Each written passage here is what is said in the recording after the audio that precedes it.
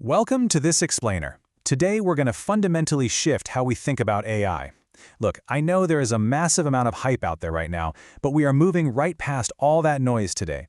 Instead, we're focusing on one incredibly critical truth. Precise vocabulary is the actual bedrock of risk management. It's really simple. If you cannot accurately name an AI system, you literally cannot govern it. Here is our roadmap for the discussion.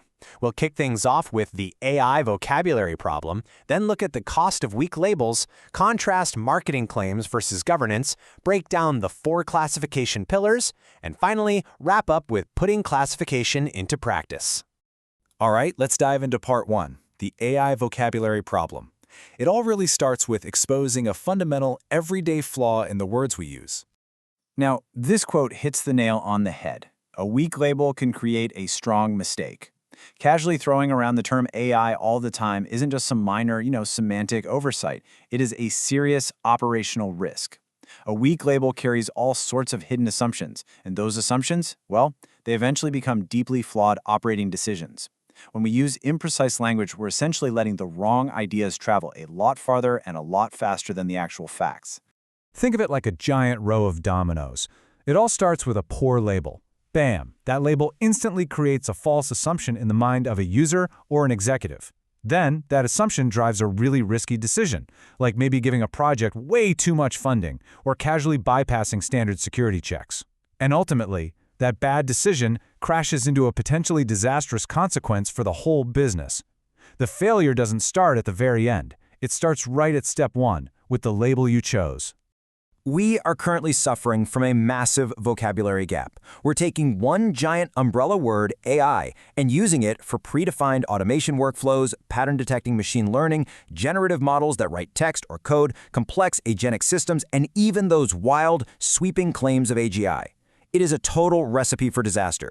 You absolutely cannot govern a predefined invoice router the exact same way you govern a generative AI contract drafter. It just doesn't work. Which brings us to Section 2, the cost of weak labels. Let's talk about the real-world misclassification risks and the actual liabilities you face when things go wrong.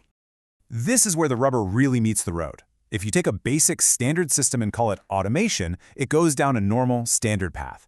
But if you slap the label AI on that exact same system, it's literally like gluing a Ferrari badge onto a golf cart just to get a bigger maintenance budget. It suddenly receives entirely different funding, completely unjustified trust from users, unique data access, and a totally new level of scrutiny. If you confuse simple automation with full-blown autonomy, or if you confuse a chatbot's language fluency with actual reasoning, you are fundamentally mutating the system's risk posture. You might accidentally bypass your necessary approval thresholds entirely. And the complexity just compounds, because a single tool looks completely different depending on who's looking at it. A vendor sees a shiny sales target. A user sees a fun shopping cart of features. Security sees a locked door. And legal? Legal just sees massive liability. A shared, precise vocabulary is the absolute only way to force alignment across all these different stakeholders, without the whole thing turning into total chaos. It ensures everyone gets a seat at the table, without any one blind spot dominating the conversation.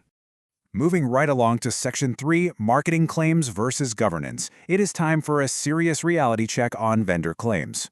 You have to actively and aggressively separate marketing fluff from reality. A flashy marketing claim like autonomous enterprise intelligence or self-healing AI, that is not a control, and a cool capability statement isn't evidence. Real governance asks cold, hard, boring questions based on evidence. Questions like, what does it actually do? What can it touch? And who approves action? Governance should never be based on the strongest buzzword in a vendor's slick product description. So, how do we fix this? That brings us to Section 4, the 4 classification pillars. Let's look at an evidence-backed paradigm.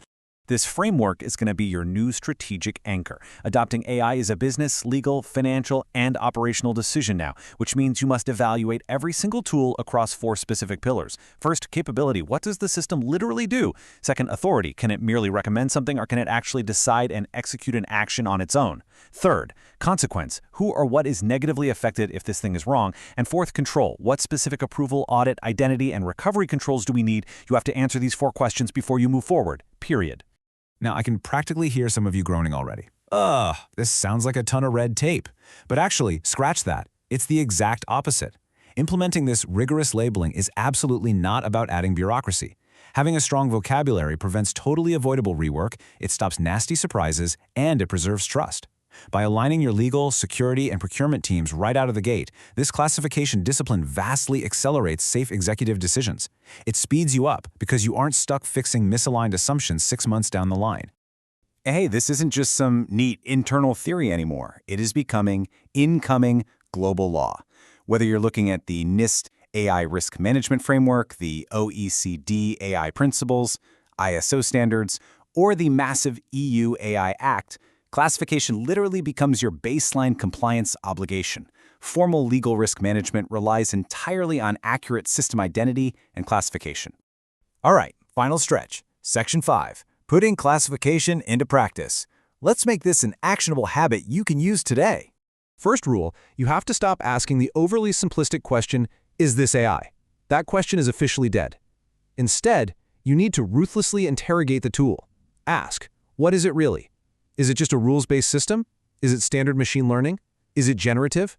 Is it agentic, meaning it uses tools under strict constraints? Or is it making some wild, sweeping AGI claim?